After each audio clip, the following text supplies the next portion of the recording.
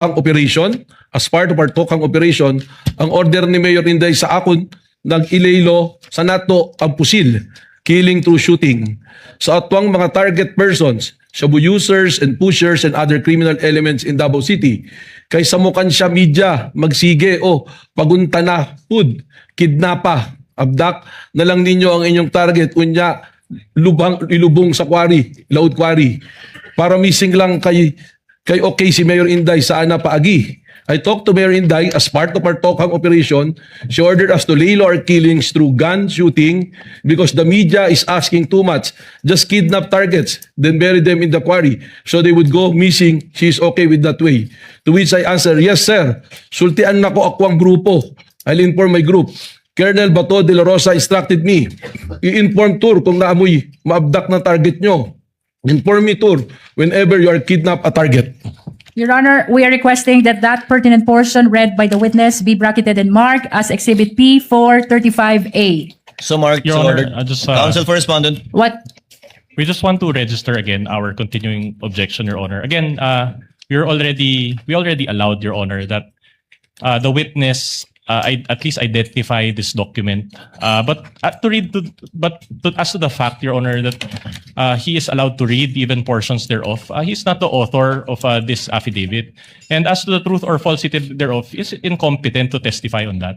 And it already violates, Your Honor, Your Honor, it already violates the rights of our clients because she's being prejudiced by the reading of this affidavit that cannot even be verified because the person is not here to testify. That's our objection, Your Honor. Chair notes the objection and continuing objection of counsel for the respondents, and it's an additional, for the third time perhaps, reminder of the presiding officer to my fellow senator judges. The mention of statements allegedly made by then General De La Rosa, now Senator De La Rosa, are clearly hearsay even on the part of Las Cañas himself. But as to the fact that probably he told him that, it may be established if the affidavit of Las Cañas and if Las Cañas is presented here. Again, this is only as to the fact that this is what the NBI used in their investigation and coming up with their findings, not as to the truth of the statements being read by Director Matibag, much less the statements of other parties who did not execute this document. The continuing objection is noted. Witness may answer. Counsel will proceed. We are requesting, Your Honor, that that portion just read by the witness be bracketed and marked as P435A. Mr. Witness, Let it be so marked. ano pa, kung mayroon man, ang mahalagang bahagi ng affidavit ni Arturo Las Cañas na tinukoy mo kanina? Same objection, Your Honor. Noted. Witness may answer. Sa paragraph D po, yung portion po nito ay ito po ay isa sa aming pinagtuunan ng pansin sa aming investigasyon. Please read for the purpose of submarking only. I later called up retired senior police Sonny Benaventura and relayed to him Colonel Ronald Bato de la Rosa's abduction operation ordered to me as allegedly ordered to him by Mayor Inday Sara Duterte Carpio. Sonny Benaventura answered me that would personally confirm and verify the matter with Mayor Inday Duterte. 2 days later, to my recollection, Sonny Benaventura called me and instructed me to meet him in Caltex gasoline station parking area in front of SM Mall Ecoland, Matina, Davao City, because Mayor Inday Sara Duterte will meet him in the said place. Sonny Benaventura wanted me to narrate personally to Mayor Inday Sara about the abduction order of Colonel Ronald Bato de la Rosa regarding his Tokhang operation. I agreed. I immediately proceeded to Sonny Benaventura's location. Upon my arrival on the board of my Strada pickup vehicle in Caltex gasoline station parking area, Sonny Benaventura motored me to the board pickup vehicle. However, before I could do so, Mayor Inday Sara Duterte Carpio arrived on board her SUV vehicle, a Fortuner-like vehicle, colored dark blue. Sonny Benaventura then disembarked immediately from his vehicle and rushed to the vehicle of Mayor Inday Sara Duterte that's a stop a few meters away from Sonny Benaventura's pickup vehicle. I stood in front of Sonny Benaventura's pickup vehicle, looking and then talking. Mayor Inday Sara Duterte Carpio did not get up from the vehicle while talking to Sonny Benaventura, and Sonny was standing on the left side of Mayor Inday Sara Duterte vehicle. Then Sonny Benaventura hand signaled to me to come near him. I saw Mayor Inday Sara C. Duterte Carpio inside her vehicle alone. I personally heard Mayor Inday Sara Zimmerman Duterte Carpio ordered Sonny Benaventura and I in Visayan dialect, and I quote, "Bulgar naman kayo man, pusilon, shoot." And target ninyo na referring to Sunny and myself nung short of manong older person. Kidnapa na lang ninyo. Target shabu users and pushers and other suspected criminal elements in Davao City. Para missing lang para sila. Para dili samok ang media. Shooting your target is too brazen. Just kidnap them so they will just go missing and so that the media won't bother us. Sunny Biniventura replied, "Sige day, okay." Then she drove away. It was a 3 to 5 minute kill order through abduction operation from a lady mayor of our city, the daughter of Mayor President Rodrigo Roa Duterte, that shed much blood of innocent poor Filipino suspected of being shabu users and pushers in Davao City. Now nationwide through the Tokhang campaign of the Philippine National Police for 4-star General and newly elected Senator Ronald Bato de la Rosa. Your Honor.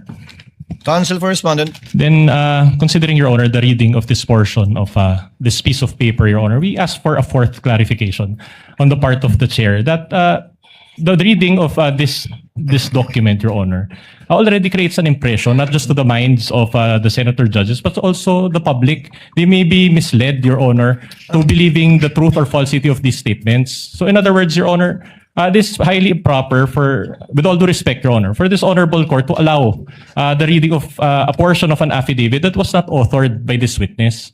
He doesn't know, he doesn't have personal knowledge, again, and he's not competent to testify as to the truth or falsity of these statements. It is purely hearsay and excluded by the evidence and the rules of court, Your Honor. The chair is inclined at this point to already agree with counsel for Respondent. Chair will cut short any further identifications of the witness in regard to this affidavit. I think you have sufficiently established, counsel, May I the comment, Your so-called Honor? pattern of violence that you sought to establish in the investigation of the NBI regarding the so-called grave threats that they are investigating. But the chair will nevertheless remind again the senator judges, as requested by counsel for the respondents, that this is only as to the fact that Las Cañas executed a document that they used in their open source investigation, not as to the truth of what was read. It was only identified for easy identification by the senator judges, subject to that limited understanding. And I think, counsel, that should be enough for now insofar as establishing your desire, rather, to establish so-called pattern of violence.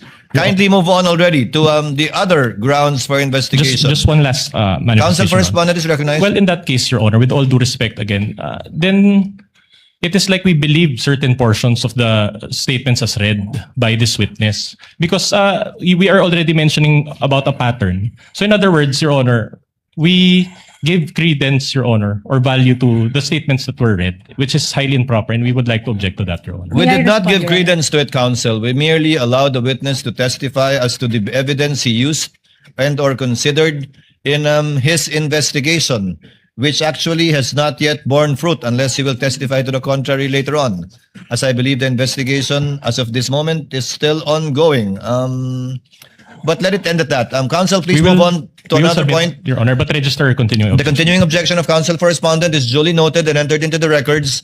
Counsel, lead counsel for the prosecutors, kindly move on. To Yes, Your Honor. I presume you will go through the 5 Yes, Your pillars Honor. of investigation of the NBI. Yes, Your Honor. Kindly proceed to the next point, the gravity or seriousness aspect. May I just request, Your Honor, that the last portion read by the witness be submarked as P435B. Thank So you, Your Honor. ordered. So Continuing ordered. objection, Your Honor. Continuing Maraming objection of salamat the sa counsel is iyong noted. paglilinaw kaugnay ng pattern of violence. Ngayon, puntahan natin ang gravity at seriousness ng banta. Mr. Witness, ano ang inyong sinuri kung mayroon man kaugnay ng gravity at seriousness ng banta? Unang-una na po rito kung sino yung pinagbantaan, sino yung sinabing papatayin. At dito po natin makikita na dalawang pinuno ng dalawang sangay ng ating gobyerno, ang dating speaker at ang Pangulo ng Pilipinas ang pinagbantaan, kasama na rin po ang unang ginan. Kaya para sa amin po ay mabigat at seryoso po ang pagbabantang ito. Bukod sa nabanggit mo na pinuno ng dalawang malalaking sangay ng gobyerno pinagbantaan, ano pa ang inyong sinuri kung mayroon man? Mismong ang Vice Presidente na po ang nagsabi na paulit-ulit na no joke. At pati pag tiningnan po natin yung kanya pong press conference noong November 23, 2024, makikita natin sa kanya na seryoso ang kanyang pagsasabi nito. Bukod dito sa binanggit mo na sinabi ng Vice Presidente, no joke. Ano pa kung mayroon man ang sinuri mo kaugnay ng gravity at seriousness ng banta? Tiningnan po natin yung mga kanina katulad ng video ng October 18, at yung pong kanyang video noong November 23 at nasundan pa po ito noong November 26 na sinasabi niya at kinukumpirma na seryoso ang kanyang pagbabanta at siya ay meron ng kinausap at pumayag para patayin ang Pangulo ng Pilipinas. Bukod sa nabanggit mong 3 video, ano pa kung mayroon man ang iyong sinuri kaugnay pa rin ng gravity at seriousness ng banta? Para sa akin po, hindi na ito talaga banta kundi isa na pong confession ng kanyang plano na